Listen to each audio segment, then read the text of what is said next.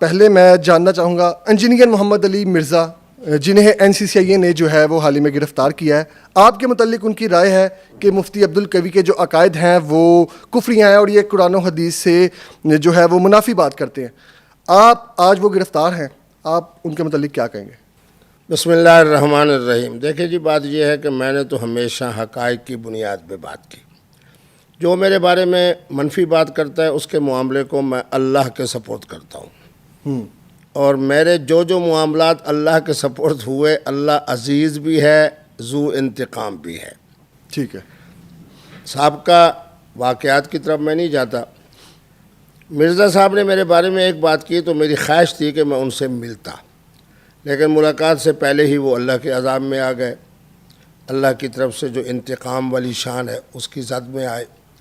اللہ غالب بھی ہے.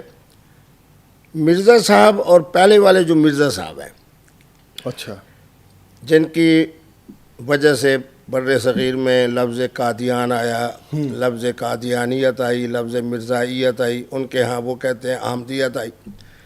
دونوں میں بہت ساری باتیں مشترک ہیں. میں چونکہ علمی آدمی ہوں تو علمی بات کروں گا. ٹھیک ہے. وہ مرزا صاحب بھی مسلک اہل حدیث سے تعلق رکھتے تھے، یہ مرزا صاحب بھی مسلک اہل حدیث سے تعلق رکھتے تھے. وہ مرزا صاحب بھی بے اصل اور بے نسل، یہ مرزا صاحب بھی بے اصل اور بے نسل.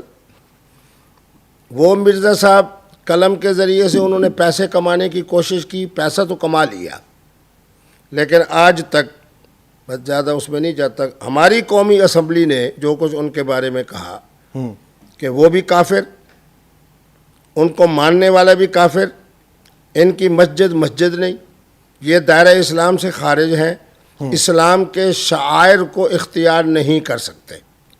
یہ مرزا صاحب بھی اسی طرح پوری امت سے کٹے ہوئے. خود اہل حدیث بیچارے علماء کہہ رہے ہیں کہ ہمارا اس سے کوئی تعلق نہیں. ٹھیک ہے. ہر وہ ذات میں جو ہمارے ہاں محترم اور مقتدر ہے اس کے بارے میں ایسی ہرزہ سرائی کرنا، انہوں نے کس کا دل نہیں دکھایا؟ چلو میں تو کہتا ہوں نا، میرے بارے میں انہوں نے کہا کہ جی مفتی صاحب جو ہیں وہ ان کا، اور ہم اہل سنت پہ بہت سارے مدتوں سے الزام یہی لگتا ہے کہ ہم اہل سنت شرک کرنے والے ہیں اور بدعت والے ہیں. ٹھیک ہے. اس پر مجھے کوئی رنج نہیں ہوا. میں یہ چاہ رہا تھا کہ ان سے میں ملتا. لیکن ایک بات بڑی عجیب سی آپ دیکھیں، ماہ رمضان آتا ہے تو شیطان چلا جاتا ہے کہاں؟ بند کر دیا جاتا ہے. ماہ ربیع الانور آیا تو انجینئر صاحب کو پابند قید و سلاسل کر دیا گیا. یعنی یہ اللہ کی طرف سے آپ انہیں شیطان کہہ رہے ہیں؟ نہیں، میں ان کو شیطان نہیں کہہ رہا. مطلب تو آپ کا یہی ہے نا؟ آپ نہیں، میں وضاحت کر دیتا ہوں. میں آپ کے سامنے بیٹھا ہوں. حضور کا فرمان مبارک ہے کہ من شذ شذ، جو امت سے کٹے گا وہ کٹ جائے گا. ٹھیک ہے. شیطان بھی اپنے ملائکہ سے کٹا تو اس کو قید و بند کر دیا جاتا ہے. کس میں؟ ماہ رمضان کی آمد پر. اور محترم انجینئر صاحب کو قید و بند کر دیا گیا اس ماہ مقدس ماہ ربیع الانور کے آمد پر. میں یہ کہتا ہوں نا کہ اللہ کی طرف سے اشارے ہوتے ہیں، اسی کو کہتے ہیں کرامات. اللہ کے ولی کی جو کرامت ہوتی ہے نا، اس سے یہی نشانیں ہمیں ملتی ہیں کہ اللہ بھی ہے اور یہ خوش نصیب اللہ کا ولی بھی ہے. ٹھیک ہے. معنی یہ ہوا کہ ابلیس اور شیطان قید میں کر دیا جاتا ہے جب ماہ رمضان آتا ہے. ٹھیک ہے. مرزا صاحب کو قید و بند کے اندر تحویل میں لے لیا گیا ماہ ربیع الانور کی آمد پہ. ٹھیک ہے.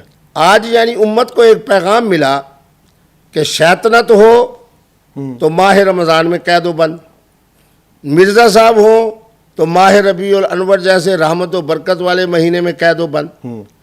پھر مرزا صاحب کی جو بات مجھے بڑی دکھتی تھی، ہر ایک کی توہین کرنا، ہر ایک مسلک کی توہین کرنا، ہر ایک وہ شخصیت جو بڑے باوقار اور باعظمت انداز سے دنیا سے چلی گئیں.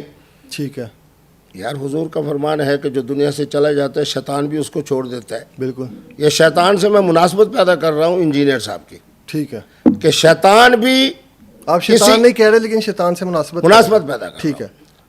شیطان بھی مرنے کے بعد چلا جاتا ہے، لیکن مرزا صاحب اپنی ہر تقریر میں ان اولیاء امت کو، ان صلحاء کو، ان صحابہ کو، ان شخصیات کو اپنی زبان کے کو گندا کر کے ان کی طرف انگلی اٹھا رہے ہیں.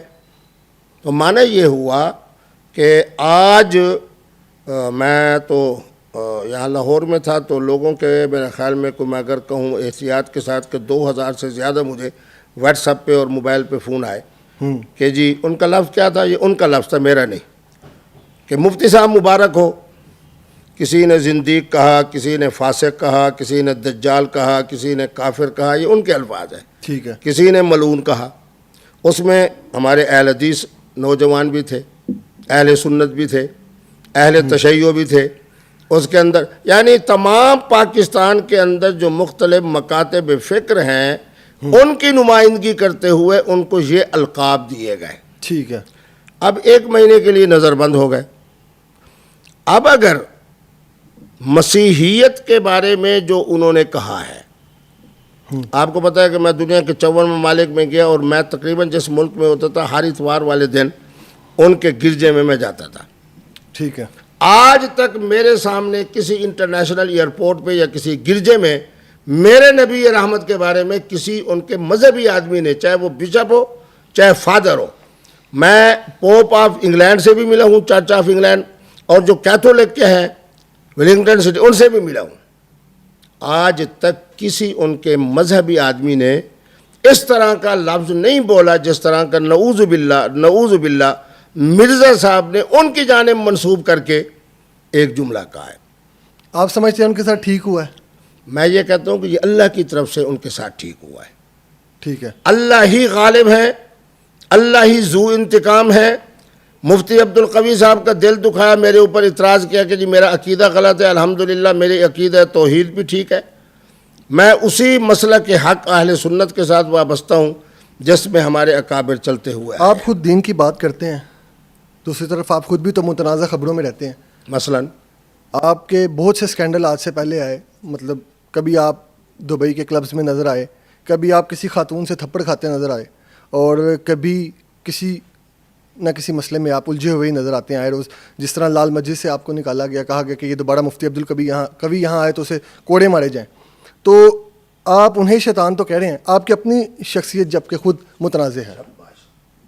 مرزا غلام احمد قادیانی دجال بنا اپنی قلم کی وجہ سے. ٹھیک ہے. مرزا صاحب جناب آج ملعون بنے، زندیق بنے، فاسق بنے اپنے بول کی وجہ سے. میرا ایک جملہ بتائیں جو کسی مسلک والے نے کہا ہو کہ یہ قابل گرفت ہے. میرے اپنے ذاتی معاملات کے بارے میں آپ کے متعلق بہت سے علماء کرام ہیں. مثلاً آپ کا بیان آتا ہے کہ جی شراب والی آپ کی سٹیٹمنٹ آئے گی جی اگر آپ نشہ کرتے ہیں اور وہ الکوہل حلال ہے، اس سٹیٹمنٹ کے اوپر لوگوں نے کہا. پھر آپ نے کہا کہ جی اگر لڑکے اور لڑکی کی رضامندی ہے تو یہ کوئی گناہ نہیں ہے. تو اس پہ بھی آپ پر جو ہے بہت سے علماء کرام نے کہا کہ یہ دین کے نام پر دھبا ہے. تو آپ کی شخصیت متنازع نہیں ہے. گفتگو دو متضاد ہے، ادھر آپ الکوہل کہہ رہے ہیں، ادھر شراب. میں آپ کے بیانات کی بات کر رہا ہوں. میں بیانات کی وضاحت کر دیتا ہوں.